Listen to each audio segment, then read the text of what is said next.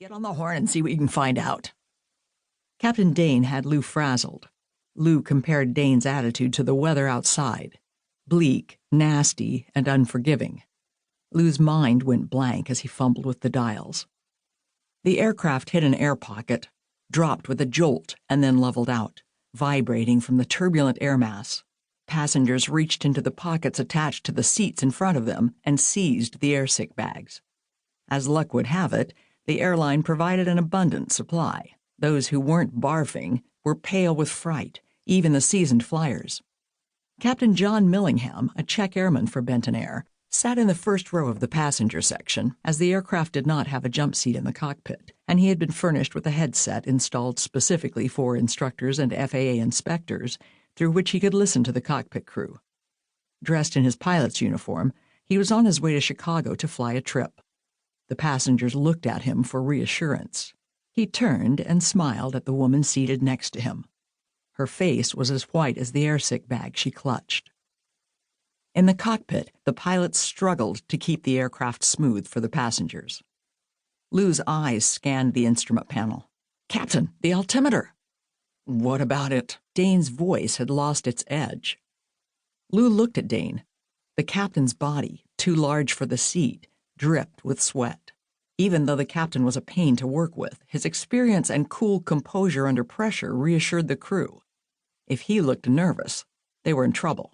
Lou watched as the captain wiped his clammy hands on his sweat-soaked shirt and shook them vigorously. "Are you okay, Captain?" he asked. Dane's eyes darted at him, but before he could respond, his hands gravitated to his chest and he let out a deep, audible gasp. "Pain. I can't breathe." He slumped over the controls. "Oh my God! What?" Lou cried. "No! Not now! John!" Lou shouted, knowing that his co-worker sat in the back and could hear the conversation in the cockpit. "What's going on up there?" John yelled. Not waiting for a response, he unbuckled his seatbelt and rushed into the cockpit, hanging on to whatever he could grasp to keep from falling as the airplane rocked. "What the hell? Is he dead?" John shouted as he took in the scene. Lou didn't respond. He leaned over toward the captain, his head shifting from the instrument panel to the captain and back. John squeezed into the cramped cockpit, grabbed the back of the captain's seat to steady himself, and tried to assist Lou in his efforts to pull the captain off the controls. "Get back on the controls!" John cried. "Get this airplane level!" John turned and yelled into the cabin as he struggled to hold Dane back. "We need help up here! Is there a physician back there?" Lou just stared, paralyzed with fear. "What are you doing?" yelled John. "Pull up! Pull up!" John let go of the seat back, held on to Dane with his left hand, grabbed the mic with his right, and pushed the button. "Mayday! Mayday!" Chapter 1. Josey Cantwell hit the escape key on the computer to end the PowerPoint presentation.